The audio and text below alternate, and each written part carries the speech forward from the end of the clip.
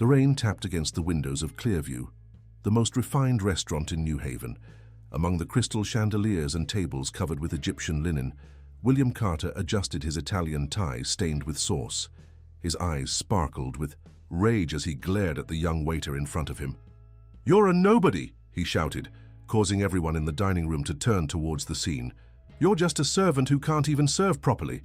The heavy silence that followed was broken only by the distant clinking of cutlery. James stood tall, shoulders back despite the public humiliation, his hands firmly holding the empty tray. The 25-year-old had brown eyes that reflected a quiet dignity, contrasting with the uncontrolled fury of the man before him. It was then that an imposing figure emerged from the shadows of the restaurant. Henry Thompson, the owner of the establishment, walked slowly to the table, his footsteps echoing on the marble floor. The gray-haired gentleman with an aristocratic posture stopped beside James, placing a protective hand on his shoulder. "Mr. Montero," he began in a calm but authoritative voice, "allow me to clarify something about this young man you just insulted." William scoffed, crossing his arms over his chest. He was used to always having the last word in any discussion. After all, at 45, he had built a real estate empire that spanned the entire southeastern region of Brazil. His fortune was estimated in the hundreds of millions, and he had no time for sermons from a mere restaurant owner. "This young man," Henry continued, ignoring the businessman's defensive posture, "graduated in engineering from USP. He works here at night to pay for his master's degree in renewable energy. He has been supporting his family alone since his father suffered an accident that left him unable to work." The revelation landed like a bomb in the dining room. Murmurs began to circulate among the neighboring tables. William felt a growing discomfort, but maintained his impassive expression. "Furthermore," the restaurant owner continued, "James speaks 5 languages fluently and has a job offer from a German multinational waiting for him to finish his studies. But he chooses to continue serving here because he values every penny he earns honestly." Sophia Mitchell, sitting 3 tables away, watched everything with increasing interest. The elegant 38-year-old was known in the business community for her business magazine and her weekly column on corporate social responsibility. Her fingers were already typing furiously on her cell phone, recording every detail of the scene. William felt the weight of the gazes around him. For the first time in many years, he had no ready answer. He tossed the napkin on the table and abruptly stood up. "Great story," he said with forced sarcasm, "but that doesn't change the fact that he stained a 5,000 real tie." As he grabbed his coat, he couldn't help but notice James' gaze. There was no anger in it, only a deep sadness mixed with something William could not identify. Compassion? Impossible. Why would a waiter feel sorry for him? He left the restaurant in the pouring rain, but the image of those brown eyes haunted him throughout the journey to his penthouse in Jardins. In his luxurious apartment, William poured himself a whiskey and walked to the panoramic window. The city sparkled below, millions of lights flickering in the darkness. How many of them represented people like James, struggling to survive while serving the wealthy? He shook his head, irritated with himself for that thought. He hadn't gotten where he was by feeling sorry for anyone. At the restaurant, Henry spoke softly with James in the back office. "Are you okay, my boy?" The young man nodded, a sad smile on his lips. "I've been through worse, Mr. Henry. I just wonder what drives a person to treat another like that." The old owner sighed. "William Carter has built walls around himself. Money can buy many things, but it doesn't buy humanity." Outside the office, Emma Johnson, the restaurant manager, knocked on the door. "Mr. Henry, journalist Sophia Mitchell would like to speak with you." James quickly stood up. "I should return to the dining room." But Henry stopped him. "Stay, this concerns you too." Sophia entered with a cordial smile, extending her hand to both. "Good evening, gentlemen. I witnessed today's incident and would like to propose something." She sat down, crossing her legs elegantly. "I am preparing a series of articles on hidden talents in the Brazilian job market. James's story would fit perfectly." The young engineer shook his head negatively. "Thank you, Ms. Cavalcanti, but I prefer to keep my privacy," Sophia insisted. "Think about it. This could open doors, show that there is much more to a waiter than people imagine." Henry intervened. "Sophia, I've known James for 3 years. If he doesn't want exposure, we should respect that." The journalist sighed but accepted the decision. As she left her card. "If you change your mind, reach out." That very night on the other side of the city, William couldn't sleep. He turned on his laptop and, almost unconsciously, typed the name of USP into the browser. Professional curiosity, he told himself. He navigated through the departments until he found the engineering faculty. After some time searching, he found an article from 3 years ago about the graduates with the best grades. There was James Parker, shyly smiling at the camera, holding his diploma. The article mentioned that he had been accepted into 5 graduate programs abroad, but chose to stay in Brazil to care for his family. William closed the laptop with unnecessary force. Why was he wasting time on this? He had important meetings. In the morning, million-dollar contracts to sign. But sleep did not come. The next morning, during the board meeting of Montero Incorporações, William was distracted. His executives were presenting projects for new luxury developments, but his mind was wandering. "William?" called Paulo, his right-hand man. "Are you with us?" He blinked, returning to reality. "Of course, continue." But he wasn't. His mind was stuck on the previous night, the contrast between his explosive anger and the quiet dignity of that young man. At the end of the meeting, alone in his office, William turned his chair to face the city view. How many Lucases were out there? How many talents wasted serving coffee to men like him? His phone rang. It was his secretary. "Mr. Montero, reporter Sophia Mitchell is on the line. She insists on speaking with you." He frowned. How did she get his number? "Put her through." Sophia's voice was professional but had a challenging tone. "Mr. Montero, good afternoon. I'm writing about yesterday's incident at Clearview." William felt the anger return. "I have no comments." "Are you sure? Your public image could be affected. Have you thought about apologizing?" He hung up the phone without responding. Apologize? To a waiter? Never. But something was bothering him. It wasn't fear of negative repercussions. He had faced worse. It was something deeper, an unease he couldn't name. That afternoon, against his better judgment, William found himself driving towards Clearview. He parked across the street and watched the movement. It was too early for dinner, but there was already some activity. He saw James arriving for his shift, carrying a heavy backpack. The young man greeted the doorman with a genuine smile, helped an elderly lady with her bags before entering. Small gestures that revealed his character.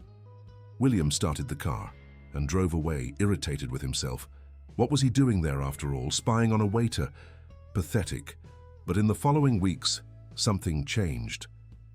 William found himself returning to Clearview, always asking to sit at a different table, always discreetly observing. He discovered that James always arrived an hour early for his shift to study in the small staff room. He found out that he tutored the children of other waiters in math and physics for free. He discovered that, despite speaking 5 languages, he never boasted about it. During one of these visits, William overheard a conversation between James and a foreign customer. The waiter was fluently explaining the menu options in German, making recommendations based on the preferences the customer had mentioned. When the man found out that James had studied engineering, they started a technical discussion about renewable energy that left William impressed with the depth of the young man's knowledge. It was on a rainy Thursday that things truly began to change. William was at his usual table when he saw James patiently explaining physics concepts to a 10-year-old girl. The child, daughter of one of the waitresses, was struggling in school. James was using the salt and pepper shakers to demonstrate planetary orbits, napkins to explain gravitational forces. The young man's patience and creativity were remarkable. "Did you understand now, Sophia?" James asked with a warm smile. The girl nodded enthusiastically. "Yes, it's much easier when you explain." William watched the scene, something stirring in his chest. When was the last time he had shown such patience with someone? When had he used his knowledge to help without expecting anything in return? That night at home, William called Paulo. "I want you to research everything about sustainable construction projects, especially recent academic work from USP." Paulo was surprised. William had never shown real interest in sustainability beyond the minimum required by law. Any specific project in mind? Just do the research, William replied, hanging up. The next day, Paolo delivered a hefty folder. Among the many papers, one caught William's attention. It was a dissertation on a new construction model that reduced energy consumption of buildings by 60%, signed by James Parker. William read the paper 3 times. It was brilliant, even revolutionary. Why the hell was the young man serving tables when he could be changing the construction industry? The answer came a few nights later when William finally had the courage to sit in the section served by James. The young man approached professionally, showing no sign of surprise. "Good evening, Mr. Montero. What would you like today?" William cleared his throat, uncomfortable. "Is the dish of the day good?" James described the options with the same professionalism as always. No mention of the previous incident, no trace of resentment. While waiting for his order, William watched James attending to other tables. The young man had an impressive memory, remembering the preferences of regular customers, anticipating needs before they were verbalized. He was more than a waiter. He was an exceptional professional in any role he played. When James brought the check, William left a generous tip. The young man looked at the amount, then back at William. "This is too much, sir." "It's fair," William replied, avoiding eye contact. James left the extra money on the table. "I'm sorry, but I can't accept this. I don't want you to think I'm taking advantage of what happened." William was left speechless. Who refuses money these days, especially someone who clearly needed it? He left the restaurant more disturbed than ever. In the following days, William found himself obsessed with James's project. He presented it to his team of engineers, who confirmed the revolutionary potential of the idea. "This could change our entire business model," one of them said. "We need this guy on the team." William agreed, but how to approach James after everything? The young man had made it clear that he wanted nothing from him. It was Sophia Mitchell who inadvertently provided the opportunity. Her article on hidden talents was published without directly mentioning James, but discussing the incident at the restaurant and questioning how many geniuses Brazil was losing due to prejudice and lack of opportunities. The repercussions were immediate. On social media, the subject went viral. People shared similar stories, questioning societal values. William found himself at the center of a storm he hadn't anticipated. His press office was in a panic. "We need to do damage control," insisted the communications chief. A statement, a public apology.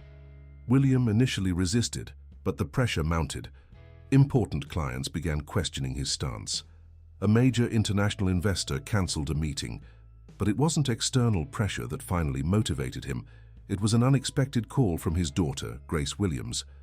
"Dad, I saw the news," she said, her voice cold. "I'm not surprised. You always treated people like disposable objects."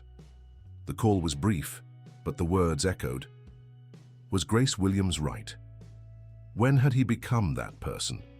William spent the night awake, long-buried memories resurfacing. His own father, a simple man who worked 2 jobs to pay for his studies. His mother, a seamstress, who spent sleepless nights ensuring he had proper clothes for college. When had he forgotten where he came from? The next morning he made a decision. He would return to Clearview, not as a customer, but to talk to Henry. He needed to better understand who James Parker was and why his life choices intrigued him so much. The restaurant was quiet when he arrived, still in the afternoon. Henry welcomed him into his office with cautious cordiality. "Mr. Montero, how can I help you?" William took a deep breath. "I want to know more about James, about his sustainable construction project." Henry studied the man before him for a long moment. "Why?" "Because it's brilliant. And because—" William hesitated, the words difficult to form. "Because maybe I misjudged the situation." The restaurant owner leaned back in his chair. "James is an extraordinary young man. He could be anywhere in the world making a fortune. But he chose to stay here, care for his family, develop projects that benefit the community." William furrowed, his brow still trying to understand. "But why? Why waste so much potential?" Henry smiled sadly. "That's the difference between you two, Mr. Montero. You see it as waste. James sees it as purpose.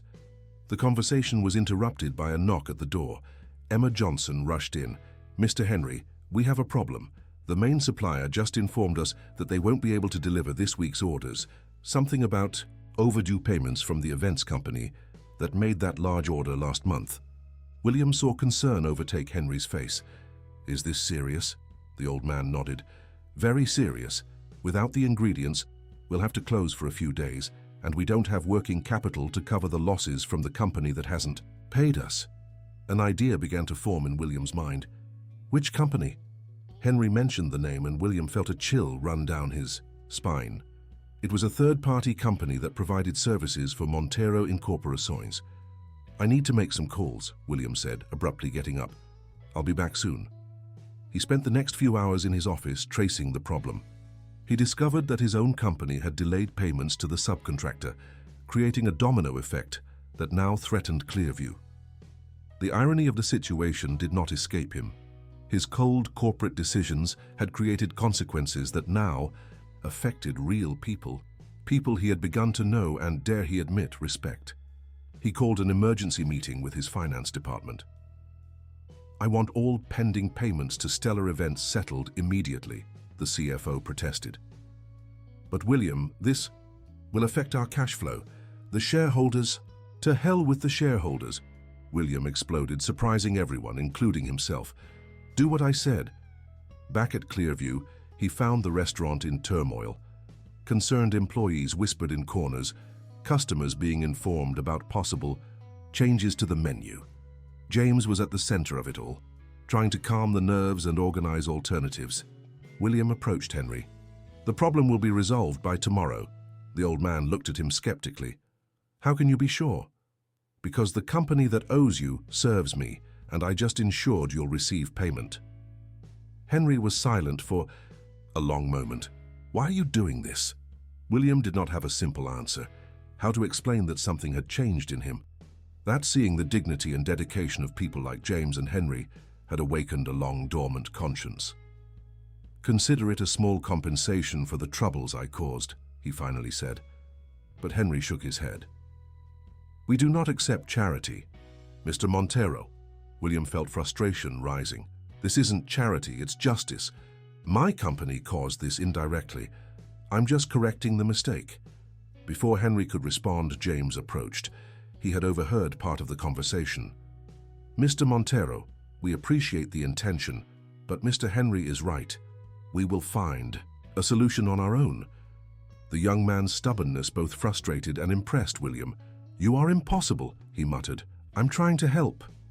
James looked at him with those same calm eyes. "True help doesn't come with strings attached, sir, nor with expectations of gratitude." The words hit William like a punch. How many times in his life had he helped expecting something in return? How many times had his generosity merely been another way to exert control? He left the restaurant, confused and irritated. In his car, he called Paolo again. "I want a complete analysis of all our subcontractors. How many are we harming with delayed payments?" The answer came the next day and was devastating. Dozens of small businesses were suffering from the extended deadlines that Montero Incorporações imposed. The business model that had made him rich was suffocating the business ecosystem around him. William spent the following week in tense meetings, restructuring payment policies. Internal resistance was fierce. "This will reduce our profits by at least 15%, the CFO argued. "Then so be it," William replied, surprising himself with his own conviction. During this time, he continued to frequent Clearview. The supplier, miraculously paid by Stellar Events, had resumed deliveries. The restaurant survived the crisis, but William noticed the persistent concern on Henry and his team's faces on sea. A particularly busy night, William watched James serving multiple tables simultaneously, always maintaining his smile and efficiency. During a rare moment of pause, the young man approached his table. "You've been coming here a lot lately," James noted, with no judgment in his voice. William shrugged. "The food is excellent." James smiled, a smile that didn't fully reach his eyes. "Mr. Montero, I know you're trying to make up for what happened, but it's not necessary. We all make mistakes." The simplicity of the forgiveness offered left William speechless. How could someone he had publicly humiliated be so gracious? "You don't understand," he finally said.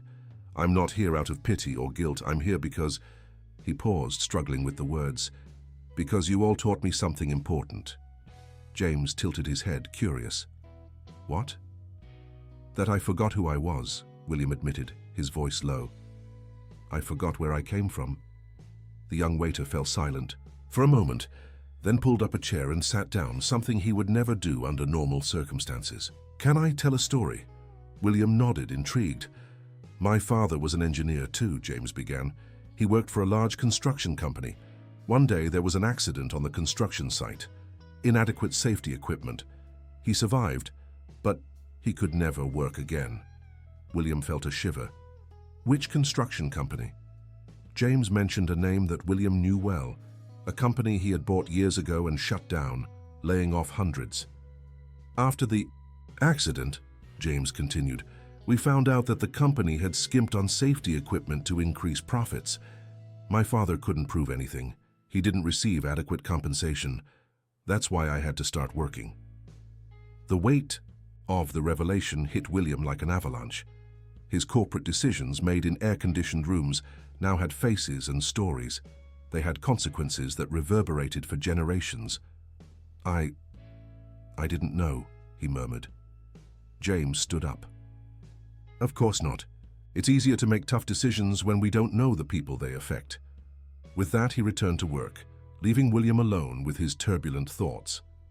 That night, William couldn't sleep. He rummaged through old files, searching for information about the construction company mentioned by James. What he found disgusted him. Internal reports showed awareness of safety issues, but the decision had been to ignore them, to maintain profit margins.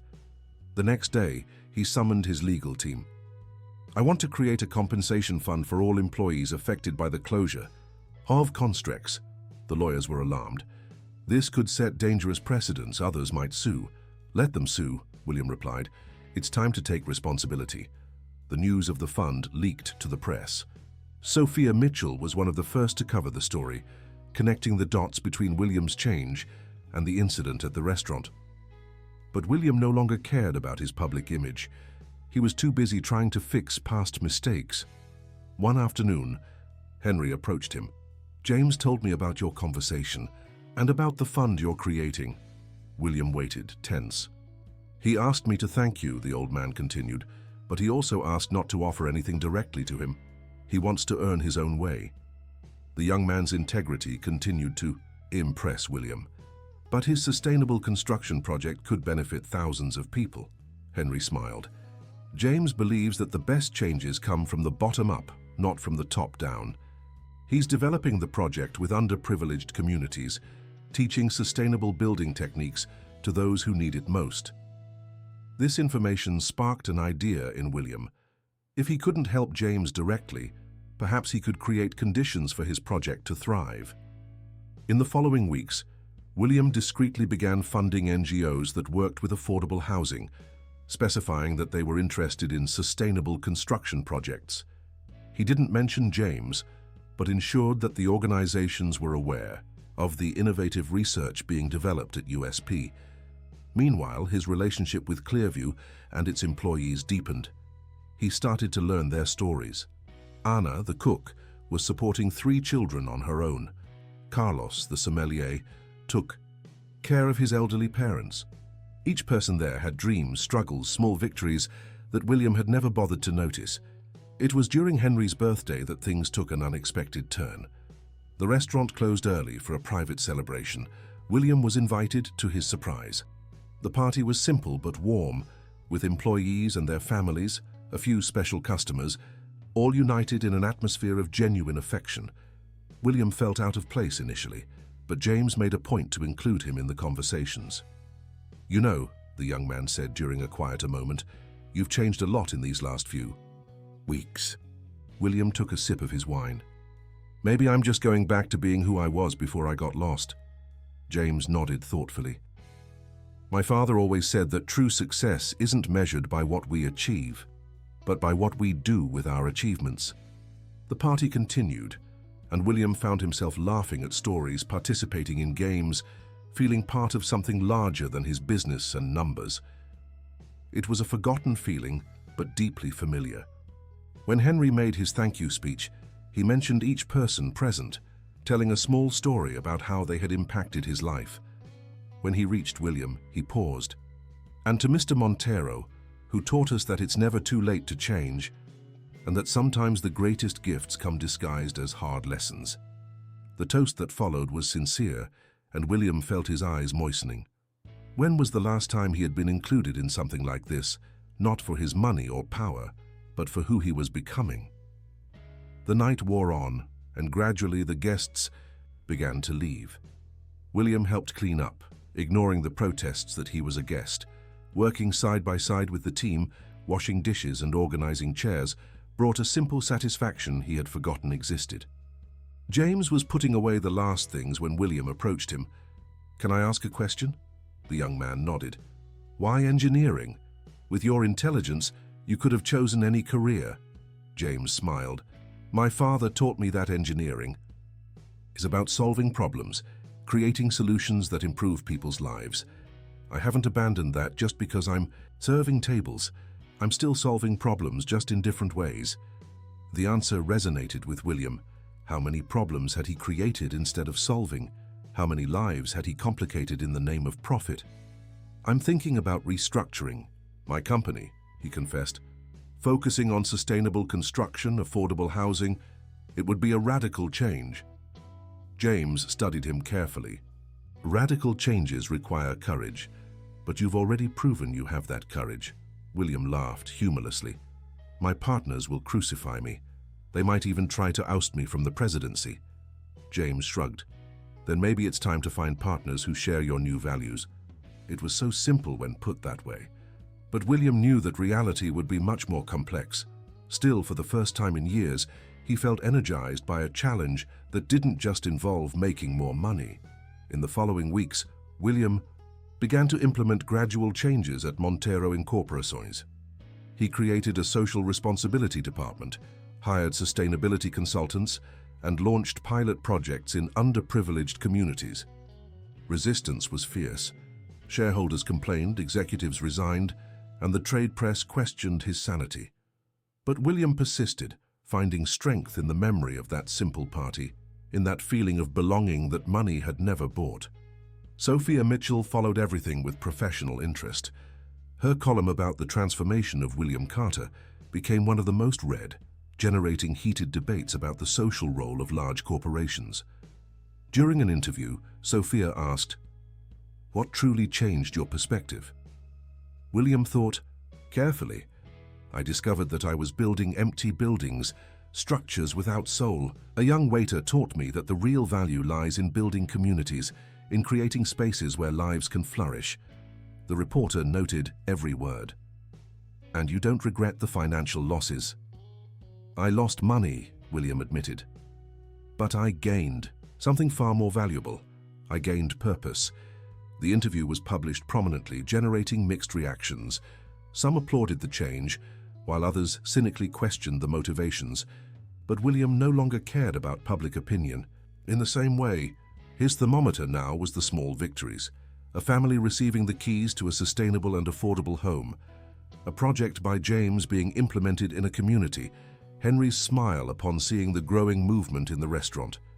It was on an autumn afternoon that William received an unexpected visit in his office. Grace Williams, his daughter, appeared unannounced. They hadn't seen each other for months. "Hi, Dad," she said, hesitating at the door. William stood up, his heart racing. "Grace Williams, come in, please." She sat down, surveying the office. "You changed the decor, less ostentatious." He smiled. "I changed many things." Grace Williams looked at him as if seeing him for the first time. "I read the reports. Is it true? Are you really changing the company?" William nodded. "Trying. It's harder than I thought, but it's worth it." For the first time in years, Grace Williams smiled at him. A small, cautious smile, but genuine.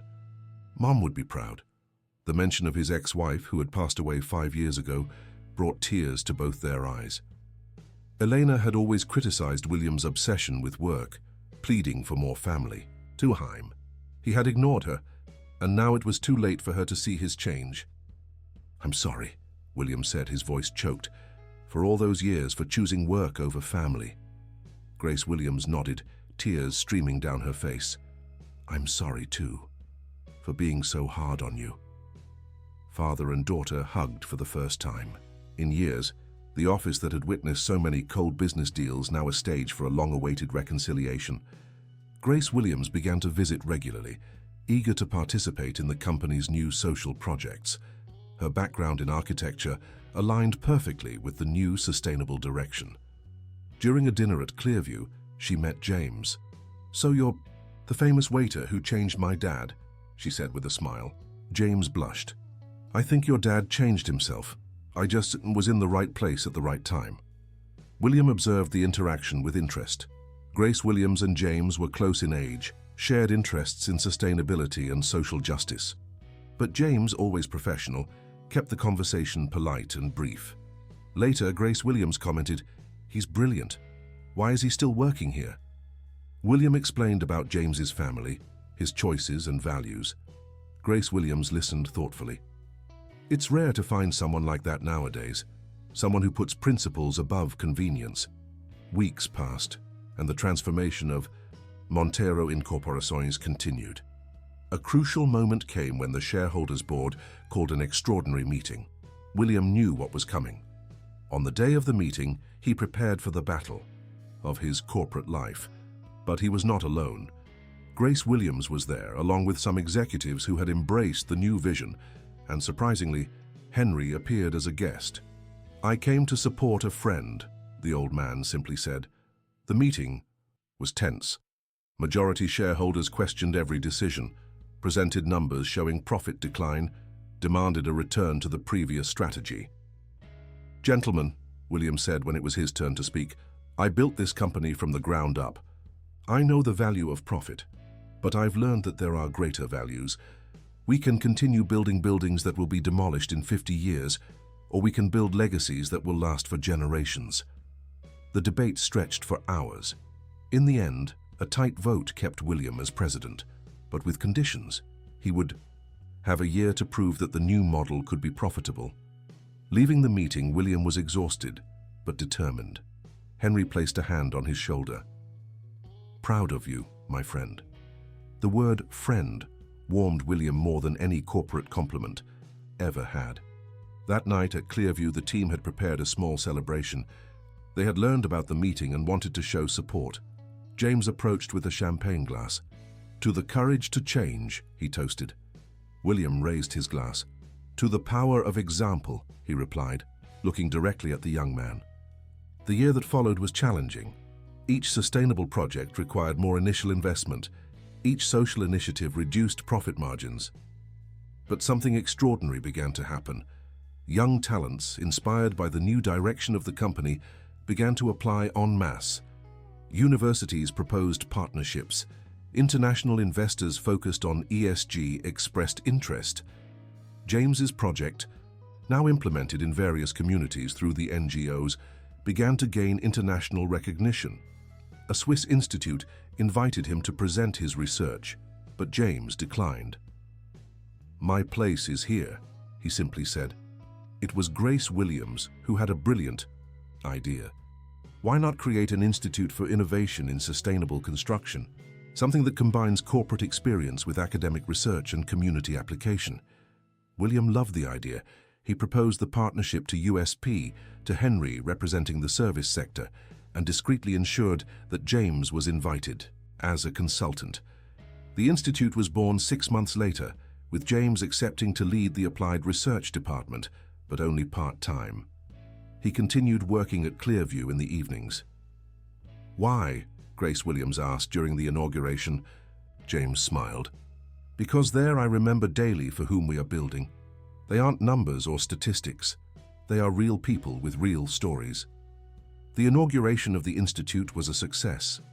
Authorities, academics, business people, all united by our common vision. William gave an emotional speech, but the most touching moment was when he called Henry to the stage. "This man taught me that true nobility doesn't come from birth or bank account, but from character. Henry Thompson transformed a restaurant into a school of life. The applause was genuine and prolonged. Henry, moved, simply waved shyly. After the ceremony, during the cocktail at Clearview, William found James in the small room where the young man used to study. "Thinking?" he asked. James nodded. "It's surreal. A year ago, I was just a waiter trying to pay the bills. Now you are what you always were," William interrupted. "An agent of change. I just took long to see it." They fell silent for a moment, two men from different worlds united by an unlikely journey. "You know," James said finally, "my father would be proud. Not for the position or recognition, but for us building something meaningful." William thought of his own father, of Elena, of all the sacrifices made by others that he had ignored in his blind pursuit of success. "Our parents would be proud," he corrected. The party continued into the night. Sophia Mitchell was there, preparing a special piece on the first year of transformation. Preliminary numbers showed that, despite the initial drop in profits, the company was recovering. More importantly, the social impact was measurable. Hundreds of families in dignified housing, dozens of young people employed in sustainable projects, a cultural shift spreading across the sector. Near midnight, William stepped outside for some fresh air. The same rain that had fallen that fateful night a year ago was once again soaking the streets. But now, instead of rushing to his imported car, William stood there, letting the rain symbolically wash away the man he had been. Grace Williams joined him, holding an umbrella over both of them. "Are you happy, Dad?" He pondered the question. Happy? He had less money, more problems, faced daily challenges. But he also had purpose, true friendships, a daughter who had returned to his life. "I'm complete," he finally replied. From inside the restaurant, the sounds of laughter and music reached them. James appeared at the door, gesturing. "Come on, Henry is going to tell the story of how he met his wife." Father and daughter went back inside, into the warmth of that unlikely family they had found. William looked around, at Henry commanding everyone's attention with his stories, at James laughing with colleagues, at his daughter excitedly chatting with Sophia about future projects. A year ago, he had called James a nobody. The irony was now crystal clear. William had spent his entire life building an empty empire, becoming somebody in the eyes of the world while dying inside. James, the supposed nobody, lived a life full of meaning, touching lives, building futures. The true revelation was not about who was nobody or somebody. It was about what made a life valuable. And there, in that modest restaurant among extraordinary people disguised as ordinary folks, William finally understood. Henry called for silence, ready to make an important announcement. "Friends, I have wonderful news. Thanks to the growing success of the restaurant and the support of all of you, we've decided to expand. Not in size, but in purpose." Everyone listened attentively. "We're going to create a school of gastronomy and hospitality for young people from underprivileged communities. James will be the coordinator of the scholarship program, ensuring that no talented person is prevented from dreaming due to lack of resources." The announcement was met with an explosion of joy. William felt, his eyes moistening again. The circle was closing. A restaurant that had already been an informal school of life was now literally becoming a place of education and opportunities. James climbed onto a chair, raising his glass. "A year ago, a man walked in here and called me a nobody. Today, that same man showed us that we can all be reborn, that the past doesn't define our future." He looked directly at William. "Mr. Montero, thank you for having the courage to become who you really are." The toast was followed by an emotional silence, then applause that seemed to have no end. William embraced James, a hug that symbolized much more than reconciliation. It was the meeting of two worlds that discovered they were not so different after all. The night wore on with shared plans and dreams. The Sustainable Construction Institute, the gastronomy school, the housing projects. Everything seemed possible when good-hearted people came together. Near 3 in the morning, when the last guests were leaving, William helped clean the hall again. It had become a ritual now, his way of honoring the dignified work he had once despised. James worked alongside him, stacking chairs. "You know what's most ironic?" the young man said. "What?" "You spent your life building buildings. but your greatest construction was rebuilding yourself. William stopped, absorbing the depth of the observation. It was true. All his real estate endeavors paled in comparison to the personal engineering feat he had undertaken. When they finally left the restaurant, day was breaking. The rain had stopped, and the first rays of sun painted the sky in golden hues. It was a new day, both literally and metaphorically. "See you later," James said, grabbing his bike. He still lived in the same humble neighborhood, still maintained the same simplicity, but now he led projects that would change lives. William waved, watching the young man ride away. In a few hours, he would be in his office fighting another corporate battle to keep the company's transformation alive. But now he knew why he was fighting. Driving home, he passed the construction sites of the new sustainable projects.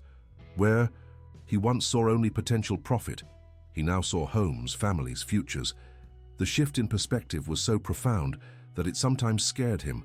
In his penthouse, he found Grace Williams sleeping on the sofa, still in her party clothes. She had left a note. "Dad, I'm proud of you. Mom would be too, I love you." William kept the note like a treasure. How many years had he wasted? But no, James was right. The past didn't define the future. What mattered was the now, the choices he made each day. He took a shower and got ready for the day. In the mirror, he saw a different man, older certainly, more tired perhaps, but also more alive than he had ever been. The phone rang. It was Paolo, his right-hand man. "William, we have problems. The conservative investors are mobilizing." William took a deep breath. "I'm on my way. And Paolo, thank you for sticking by me." There was a surprised silence on the other end. "It's my job, William." "No," William corrected. "It's loyalty, and I value that." Arriving at the office, he found a small crowd of reporters. The battle for the soul of Montero Incorporações had become national news. Sophia Mitchell was at the forefront. "Mr. Montero, is it true that you may lose control of the company?" William paused, considering his answer. A year ago, he would have given an evasive or aggressive response. Now he chose the truth. "It's possible, but some battles are worth fighting, regardless of the outcome. We are building more than buildings. We are building a new business model. If I lose this fight, others will continue." The following weeks were intense. Meetings, negotiations, confrontations. But William was no longer alone. Grace Williams brought in young, idealistic architects. James mobilized the academic community. Henry organized a petition with thousands of signatures from people impacted by the projects. The decisive moment came at the general shareholders' meeting. The hall was packed, tension palpable. The opponents presented their arguments: reduced profits, unnecessary risks, diversion from the core business. When it was William's turn, he did not step up to the podium. Instead, he invited three people to the stage: a mother who had received a sustainable house, a young man employed by the Institute, and James. Each shared their story. The mother spoke about how the efficient house had reduced her bills, allowing her to invest in her children's education. The young man described how the job had taken him off the streets. James presented data showing that sustainable projects, although with lower margins, had growing demand and superior loyalty. Finally, William spoke. "Gentlemen, the world is changing. We can cling to obsolete models or lead the transformation. Yes, our profits initially dropped. But look at the future contracts, the international partnerships, the brand value. We are building something lasting." The vote was tight, but William maintained control by a slim margin. The condition: concrete results in 6 months. Leaving the assembly, William was exhausted but relieved. James was waiting for him outside. "Congratulations," he simply said. William shook his head. "The war isn't over. We just won a battle." James smiled. "But it's by fighting battle by battle that we win the war." The next 6 months were a whirlwind. Projects accelerated, innovations implemented, results measured obsessively.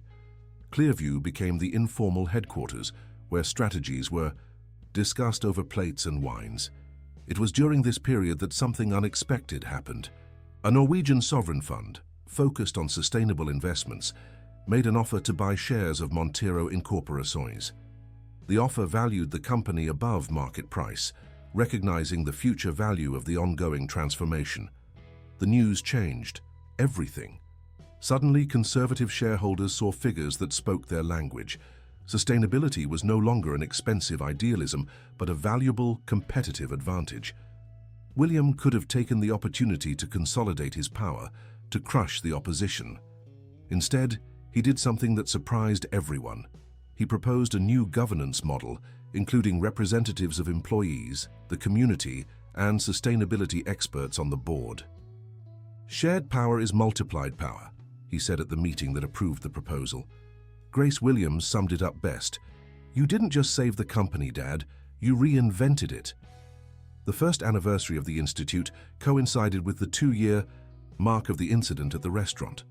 The celebration was grand, with national and international authorities present.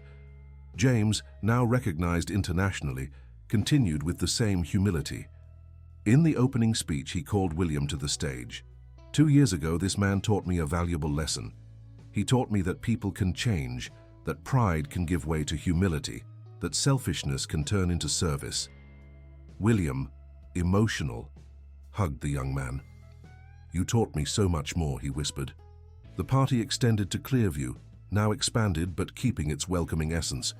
Henry, at 72, announced that James would gradually take over the management of the restaurant, ensuring that the legacy continued. During the celebration, Sophia Mitchell approached William. "I'm writing a book about your transformation. What would be your main message?" William thought long and hard. That it's never too late to discover who we really are, and that sometimes we need to be called no one to find out what it means to be someone. The journalist wrote down every word. "And James, what does he represent in this story?" William looked at the young man, now animatedly talking to Grace Williams about new projects. The two had grown very close, a friendship blossoming into something deeper. "James represents the best of Brazil, resilience, dignity, the ability to turn adversity into opportunity. He showed me that true wealth is not in what we accumulate, but in what we build for others." The night progressed with speeches, music, and celebration. But the most touching moment came when James's father in a wheelchair was brought to the stage. The man who had lost so much smiled at seeing his son being recognized. William approached him, kneeling to be at the height of the chair. "Mr. Oliveira, I ask for forgiveness. My company was responsible, even if indirectly, for your suffering." The man held William's hand. "Young man, the past is past. What matters is that you are helping my son build a better future for everyone." The forgiveness offered so generously broke the last barriers in William's heart. "There, before everyone," he cried, tears of liberation, gratitude, rebirth. James helped William to his feet. "See, my father always said that forgiveness frees more the one who forgives than the one who is forgiven." The simple wisdom of that humble family continued to teach profound lessons. The party continued, but William needed a moment alone. He went up to the restaurant's terrace, contemplating the city. New Haven shone with millions of lights, each representing lives, dreams, stories. Grace Williams found him there. "Pensive, reflective," he corrected, "thinking about how many opportunities I've wasted to make a difference." She hugged her father. "But you are making one now, and you are inspiring others to do the same." It was true. The transformation of Montero Incorporações had created a wave. Other companies were beginning to rethink their models. Young entrepreneurs sought to unite profit with purpose. Back at the party, Henry asked for the floor for the last toast of the night. "Friends, we started this journey with a misunderstanding, a moment of anger and pride. But we discovered that beautiful friendships can arise from conflicts." He raised his glass. "To William, who had the courage to change, to James, who had the wisdom to forgive, and to all of us who chose to build bridges instead of walls." The toast echoed through the hall, sealing not just a celebration, but a collective commitment to a better future. In the following months, projects multiplied. The culinary school graduated its first class. The Institute launched innovations that revolutionized sustainable construction. Montero Incorporações became a case study in universities around the world. But for William, success had new parameters. It was the smile of a child playing in the playground of a sustainable housing complex. It was the pride in the eyes of a young apprentice discovering his potential. It was the daily hug from Grace Williams, the partner who had become essential in business and in life. One day, while reviewing contracts in his office, William received an unexpected visit. James entered, carrying a folder. "I have a proposal," said the young man, now director of the institute. William gestured for him to sit. James opened the folder, revealing ambitious plans. A model city, completely sustainable, socially inclusive, economically viable. A project that unites all that we have learned. William studied the plans, his heart racing. It was bold, almost impossible, exactly the type of challenge the old William would have embraced out of ego. Now he would embrace it for purpose. "Let's do it," he simply said. James smiled. "I knew you would say that. I've already started to mobilize partners." They worked the rest of the afternoon detailing the project. At one point, William stopped and observed James. The young man who once served tables was now leading initiatives that would change the country. "James," he suddenly said, "thank you." The young man looked up from the papers. "For what?" "For showing me who I could be. For not giving up on me when I had given up on myself." James was silent for a moment. "You know, William, my father always said that everyone deserves a second chance. You proved he was right." The Model City project became a reality 3 years later. At the inauguration, thousands celebrated what seemed impossible, a community where sustainability and human dignity walked hand in hand. William, now fully grey-haired, spoke to the crowd. But it was James's words that would be etched in history. "We built more than houses and streets. We built proof that another world is possible when we choose to see each other not as somebody or nobody, but simply as humans worthy of respect and opportunity." The sun was setting over the model city, painting the sky with shades of hope. In the community restaurant in the city center, an expanded replica of Clearview, Henry, now retired but always present, served the first dinner. William took a tray and began serving tables, James by his side. Some important visitors were shocked to see the billionaire serving food, but for those who knew the story, it was the perfect closing of a circle. Grace Williams, pregnant with her first child with James, yes, love had blossomed between shared projects and dreams, watched with tears in her eyes. Her child would grow up in a world where his grandfather and father had proven that change is possible.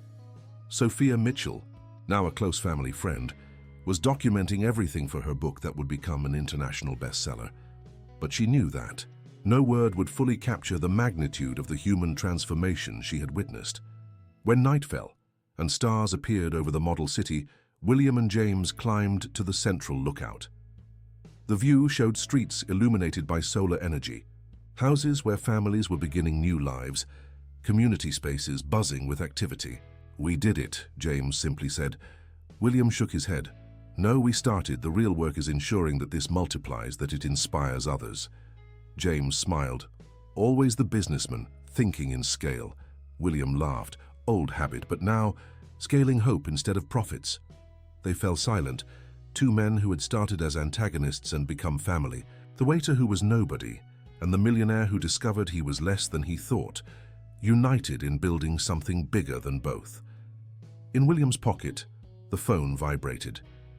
It was a message from a Chinese businessman interested in replicating the model. He showed it to James, who nodded in approval. "See, it's already spreading." They descended from the lookout and walked through the streets of the model city. Children played in the squares, adults chatted on community porches, teenagers studied in the solar-powered public library. Each scene was a confirmation that they had chosen the right path. In the community center, an exhibition told the story of the city. On the main panel, a photo of the two at Clearview, taken by Sophia during one of the many planning meetings. The caption read, "When the improbable meets the impossible, the extraordinary is born." William stopped in front of the photo, memories flooding his mind. The arrogant man he had been seemed to belong to another life. James noticed his contemplation. Regrets? William shook his head. Gratitude for every mistake that brought me here. The night progressed with festivities, speeches, promises of the future. But the moment that would be eternalized happened when little Miguel, son of one of the first families to move in, approached William. "Sir, my mum said you built our house." William knelt to be at the child's height. "I helped." "But many people work together," the boy thought for a moment. "So you're like a real superhero?" James laughed beside him. "Yes, Miguel. He discovered that the greatest superpower is helping others." The boy ran off, satisfied with the answer. William stood up, emotional. How many corporate meetings, how many million-dollar deals were worth that child's smile? The answer was clear: none. When the official inauguration ended and the VIP guests departed, the real celebration began. Residents, workers, everyone who had made the dream a reality gathered in the community restaurant. Henry, with the energy of someone decades younger, coordinated the kitchen. Like in the old days, he joked, only better. The food was simple but plentiful, the conversations warm and genuine. William found himself at the center of an extended family he never imagined having. Grace Williams and James announced the name of the baby. If it was a boy, Henry; if a girl, Eleanor, in honor of Grace Williams' mother. William's eyes filled with tears. Elena had passed without seeing her transformation, but her spirit lived on in the work they did. Near midnight, when the celebration was calming down, William went out for a walk alone. The deserted streets of the model city echoed with the promise of what was to come. Families sleeping in dignified homes, dreaming possible futures.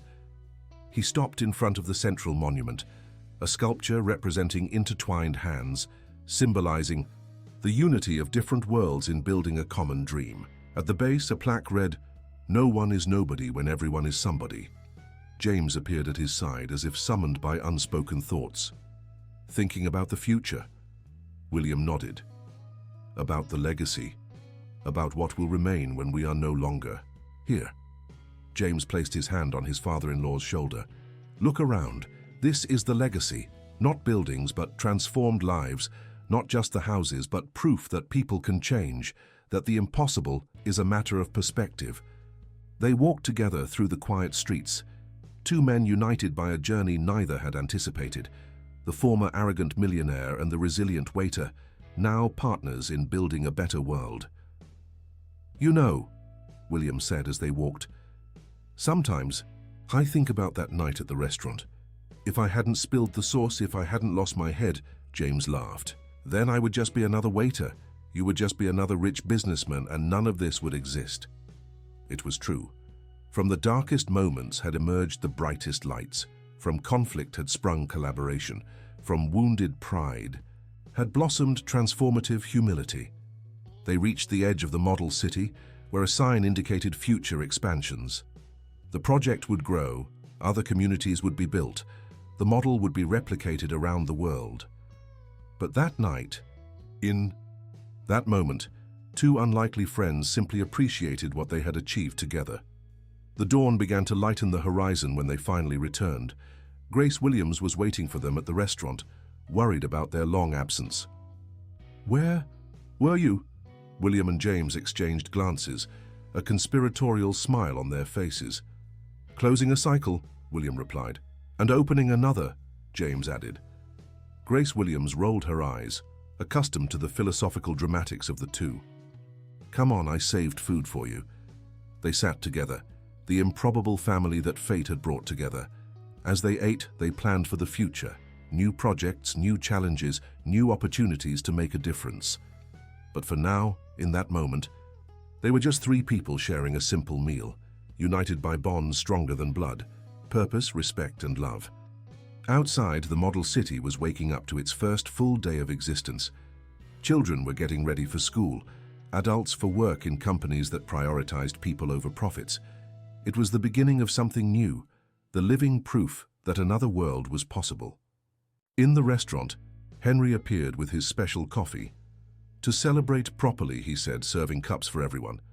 They raised their cups in a silent toast. No words were necessary. Each one there had traveled a unique journey. But they had all arrived at the same destination, the understanding that true wealth lies in enriching lives. The sun rose fully, bathing the model city in golden light. It was a new day, full of possibilities.